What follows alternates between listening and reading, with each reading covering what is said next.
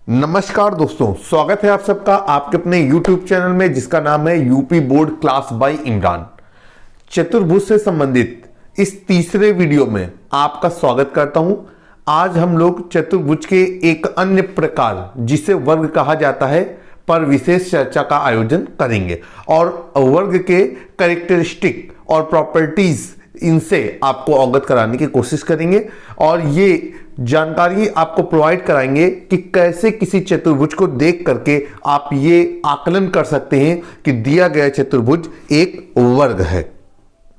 आप अपने कंप्यूटर या मोबाइल स्क्रीन पर एक फिगर देख रहे हैं जो चतुर्भुज की तरह आपको दिख रहा है। इस फिगर में बताया गया है कि ABCD एक वर्ग है। अब वर्ग की डिफिनीशन परिभाषा यदि हमें समझना है तो एक बार इस चित्र को ऑब्जर्वेशन करना होगा। हम यहां पर देख रहे हैं कि AB, BC, CD और AD प्रत्येक भुजा पर एक छोटी सी लाइन खींची गई है। ये छोटी सी लाइन का मतलब क्या है कि ये चारों भुजाएं आपस में बराबर माप की हैं और इसके अलावा आप देख रहे हैं कि जो दो भुजाएं जिस बिंदु पर मिल रही हैं वहां पर 90 डिग्री का एंगल बन रहा है। ठीक है, अभी हम आपको एक और फिगर दिखाएंगे जिसमें स्पष्ट रूप से 90 डिग्री का एंगल वहां पर शो ऑफ किया गया होगा।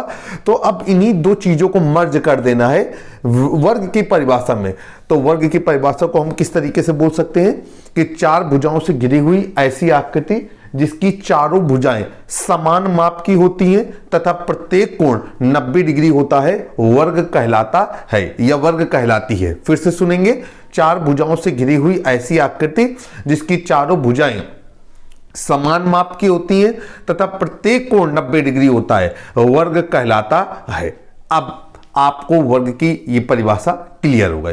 अभी हम इस परिभाषा में चाहें तो कुछ मॉडिफिकेशन करके इस परिभाषा को एक नवीनतम स्वरूप प्रदान कर सकते हैं, क्योंकि अभी हमने ये बोला है कि चार भुजाओं से घिरी हुई ऐसी आकृति।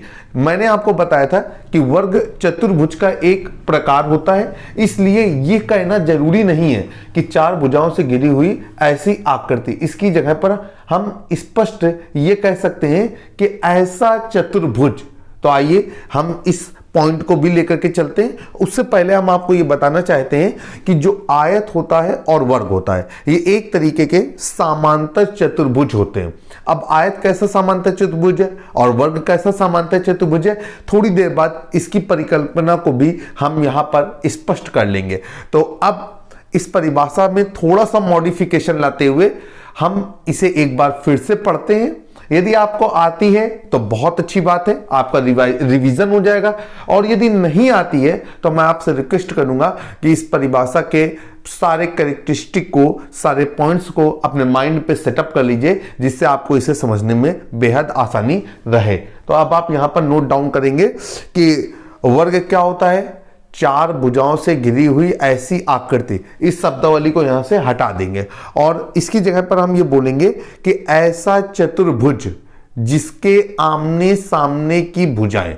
अब ये आमने सामने की भुजाएं शब्द को लेंगे तो वो वर्ग ना रह करके क्या हो जाएगा, आयत हो जाएगा। लेकिन हम फिर भी यहां पर आमने सामने की भुजाएं ले रहे हैं। क्यों ले रहे हैं? क्योंकि अभी हमने आपको बताया कि वर्ग एक समांतर चतुर्भुज होता है, इसलिए आप समझ गए होंगे कि आमने सामने की भुजाओं के मैटर को लेकर के हम ये कहना चाहते हैं कि इसके आमने सामने की भुजाएं एक दूसरे के समांतर होती हैं। बराबर नहीं बोलेंगे। यदि हमने बराबर शब्द का इस्तेमाल कर दिया तो ये वर्ग से संबंधित ना रह जाएगा और ये किससे संबंधित हो जाएगा, ये संबंधित हो जाएगा आयत से। तो आप फिर से हमारी परिभाषा को एक बार समझने की कोशिश करेंगे कि ऐसा चतुर्भुज जिसमें आमने सामने की भुजाएं एक दूसरे के समांतर होती हैं, प्रत्येक कोण 90 डिग्री होता है तथा चारों भुजाएं समान माप की होती हैं, वर्ग कहलाती है या वर्ग कहलाता है। आपके सामने जो चित्र नजर आ रहा है वो वर्ग से रिलेटेड है, तो हम इसके बारे में बोल सकते हैं कि वर्ग ABCD में भुजा AB बराबर भुजा BC बराबर भुजा CD बराबर भुजा AD या DA, किधर से भी आप बोल सकते हैं। यहां पर पॉइंट्स का कोई लेना देना नहीं है। और इसी फिगर पे कुछ पॉइंट और भी शामिल कर लेंगे, जैसे कि AB समांतर CD BC समांतर AD। आप सभी लोग अच्छी तरीके से समझ गए होंगे। अब हम यहां पर एक अन्य चित्र पे इस पूरे मैटर को समझने की कोशिश करते हैं। यहां पर दो चित्र बने हुए हैं जिनके माध्यम से मैंने आपको ये दिखाना चाहा है कि वर्ग की जो प्रॉपर्टी अभी तक आपके लिए मैंने बताई है वो कहां कहां नजर आती हैं। अब पहले लाल वाली आकृति पे देखते हैं। लाल वाली आकृति एक वर्ग है, ये एक चतुर्भुज है जिसकी चारों भुजाएं बराबर माप की हैं, इसलिए ये चतुर्भुज वर्ग कहला रहा है। और आमने सामने की भुजाएं एक दूसरे के समांतर हैं, इसलिए वर्ग एक समांतर चतुर्भुज भी माना जाता है। ध्यान रखिएगा, वर्ग एक समांतर चतुर्भुज माना जाता है और आयत भी एक समांतर चतुर्भुज माना जाता है। अब जो दूसरा चित्र दिख रहा है आपका राइट हैंड साइड पे, वहां पर आप एक आकृति देख रहे हैं जिसको वर्ग का नाम दिया जाएगा और हम इसे बोल सकते हैं वर्ग ABDC या वर्ग ACDB। किसी भी पॉइंट से आगे की ओर या पीछे की ओर बढ़ते हुए इसका आप नाम ले सकते हैं। मोस्टली हमें बताया गया है कि अंग्रेजी अल्फाबेट के क्रम में ही आपको इसे बोलना है। तो आप यहां पर देख रहे हैं कि प्रत्येक भुजा के ऊपर लिखा हुआ है A। इसका मतलब यह है कि इस चित्र के माध्यम से हम आपको यह दिखाना चाहते हैं कि जो वर्ग की प्रत्येक भुजा होती है वो समान लंबाई की होती है। और वर्तमान समय में जो फिगर आपके सामने है वहां पर वर्ग की लंबाई, वर्ग की भुजा की लंबाई कितनी है? A। अब हम लोग बात करेंगे वर्ग के विकर्ण के संबंध में। आप सभी लोग अभी तक भली बात ही जान चुके हैं कि वर्ग चतुर्भुज का एक प्रकार होता है। इससे यह तो तय है कि वर्ग में चतुर्भुज की भांति दो विकर्ण होते हैं। अब वर्ग के विकर्णों से संबंधित दो महत्वपूर्ण बातों को आप भली बात समझें तो आपके लिए बेहतर होगा, ताकि आप आगे के क्वेश्चनों को बहुत आसान से हल कर सकें। देखिए यहां पर दो चित्र दिए गए हैं, एक चित्र ऊपर बना हुआ है, एक चित्र नीचे की ओर बना हुआ है। पहले चित्र के माध्यम से हमने आपको ये दिखाने की कोशिश की है कि वर्ग ABDC में दो विकर्ण है AD और BC और दोनों में एक सिंगल लाइन खींची हुई है। इसका मतलब है कि हम बताना चाहते हैं कि वर्ग के दो विकर्ण होते हैं और इन विकर्णों की माप समान होती है। और जो नीचे की साइड में जो आप चित्र देख रहे हैं तो उसमें आप ये देख रहे हैं कि वर्ग ABDC के जो दो विकर्ण हैं AD और BC वो एक दूसरे को प्रतिच्छेद कर रहे हैं। और प्रतिच्छेदन बिंदु का नाम क्या कहा जाता है? हमेशा O। और कहां पर प्रतिच्छेद कर रहे हैं? आप देख रहे हैं कि ये एक दूसरे को जिस बिंदु पर कट कर रहे हैं वहां पर 90 डिग्री का कोण बन रहा है। इसका मतलब यह है कि वर्ग के विकर्ण के संबंध में दो महत्वपूर्ण तथ्य आपके सामने आते हैं। इनको आप अपने माइंड में रखेंगे कि वर्ग में दो विकर्ण होते हैं तथा ये विकर्ण एक दूसरे को समकोण पर प्रतिच्छेद करते हैं। अब जो वर्ग के दो विकर्ण होते हैं इनकी लंबाइयां आपस में क्या होती हैं? समान होती हैं। जैसे जैसे एक एक प्रॉपर्टी आपके सामने आती जा रही है, आप इन प्रॉपर्टी को अपने माइंड में या बुकलेट पे नोट करते जाएं और जहां कहीं पर भी आपको लगे कि आपको ये चीज ऑलरेडी आती है वहां पर आप कतई नोट न करिएगा, अपने माइंड मैकअप करके उसे समझने की कोशिश करिएगा। तो विकर्ण के संबंध में भी बात स्पष्ट हो चुकी है। एक बार चलते चलते इसको भी रिवाइज कर लेते हैं कि वर्ग में समान लंबाई के दो विकर्ण होते हैं तथा दोनों विकर्ण एक दूसरे को समकोण पर प्रतिच्छेद करते हैं। अब हम आपके साथ ये चर्चा करने जा रहे हैं कि आयत और वर्ग एक दूसरे से किस बिंदु पर डिफर हो जाते हैं। तो जैसा कि आपको एक छोटा सा डाटा आपकी कंप्यूटर स्क्रीन पर दिखाई दे रहा है, आपको ये बताया है समझाते समय कि आयत वाले वीडियो में तो मैं नहीं बता पाया था, लेकिन आज के वीडियो में मैं आपको ये बता चुका हूं कि आयत और वर्ग दोनों ही समांतर चतुर्भुज होते हैं। क्योंकि समांतर चतुर्भुज अभी हमने आपको अपने वीडियोस पे पढ़ाया नहीं है, आगे आने वाले वीडियोस पे आपको समांतर चतुर्भुज जरूर से जरूर मिलेगा। समांतर चतुर्भुज में जो रूल्स होता है वो एक रूल आपके साथ शेयर करता हूं कि समांतर चतुर्भुज के आमने सामने की भुजाएं एक दूसरे के बराबर और क्या होती हैं? समांतर होती हैं। तो आयत में भी ये रूल लागू होता है कि आमने सामने की भुजाएं एक दूसरे के बराबर और समांतर होती हैं, और वर्ग में भी आमने सामने की भुजाएं एक दूसरे के बराबर और समांतर होती हैं। बस वर्ग में इस तरह ये लागू हो जाता है कि उसकी जो चार भुजाएं हैं वो अंततोगत्वा बराबर होती हैं। अब यहां पर आयत के बारे में बोला गया है कि आयत एक ऐसा समांतर चतुर्भुज होता है जिसका प्रत्येक कोण 90 डिग्री होता है, अर्थात 4 समकोण होते हैं और आमने सामने की भुजाएं एक दूसरे के बराबर होती हैं। और वर्ग के बारे में बोला गया है कि वर्ग एक ऐसा समांतर चतुर्भुज है जिसमें 4 समकोण होते हैं और आमने सामने की भुजाएं तो समांतर होती ही होती हैं, क्योंकि बोल दिया गया है कि वर्ग एक समांतर चतुर्भुज है। इसके अतिरिक्त इसकी चारों भुजाएं समान माप की रहती हैं।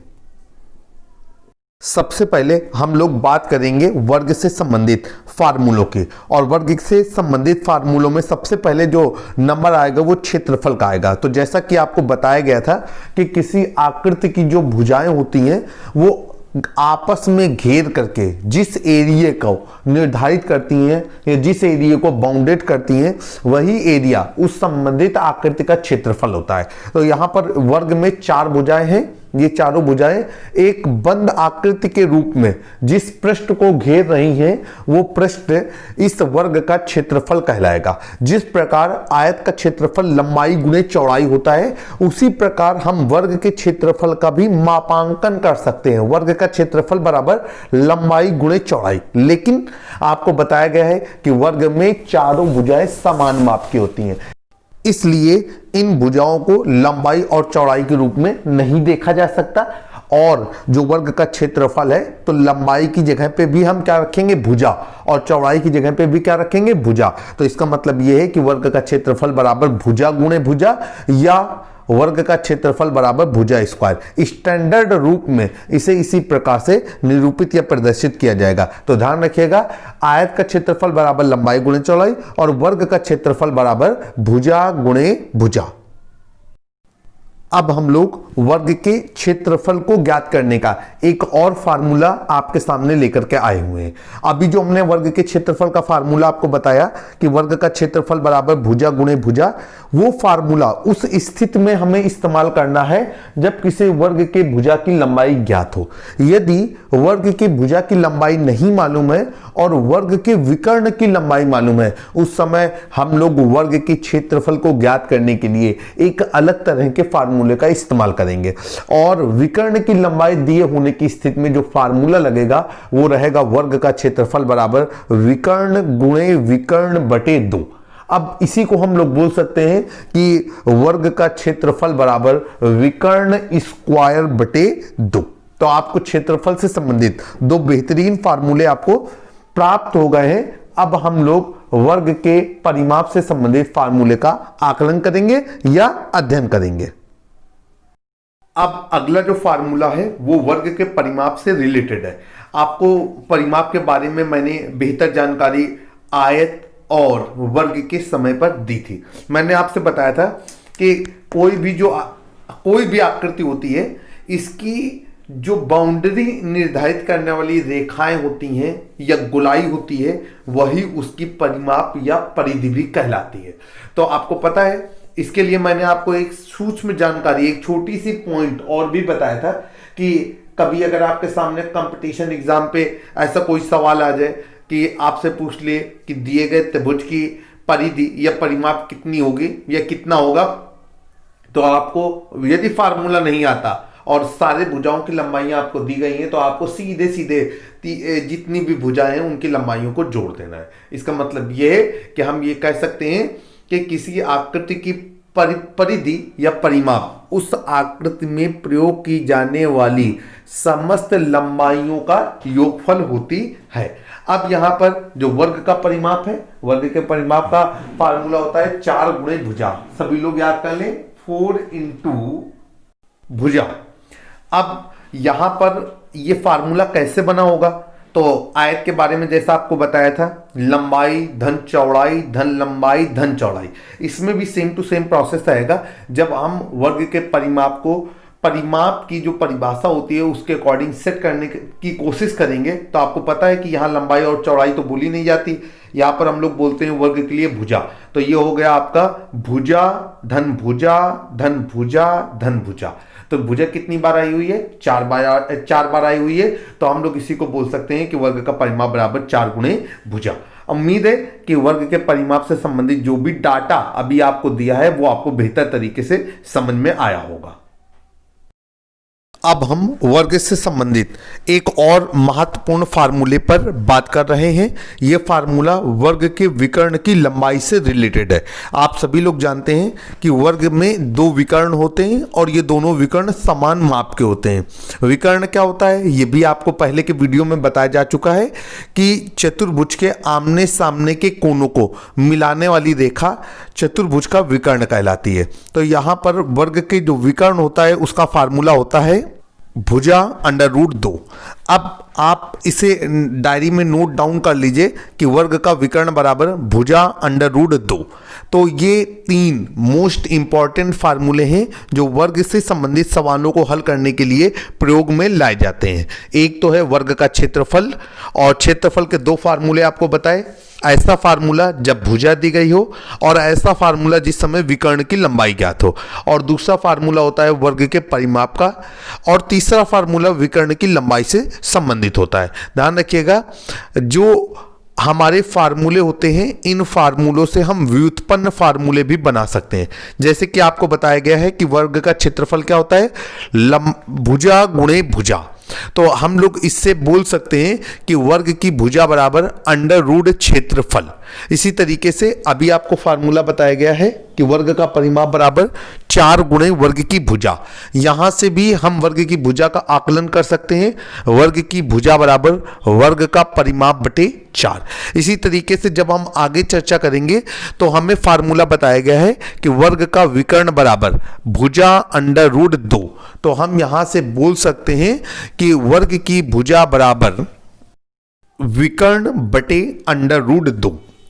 अब ध्यान रखिएगा, ये व्युत्पन्न फार्मूले आपको लर्न करने की जरूरत नहीं होती है। मूल फार्मूले आप याद कर लीजिए, वहीं से आप अपने व्युत्पन्न फार्मूलों को डेरिवेट कर पाएंगे। उम्मीद है कि आपको वर्ग से संबंधित ये वीडियो पसंद आया होगा। मैं आपका दोस्त और होस्ट इमरान।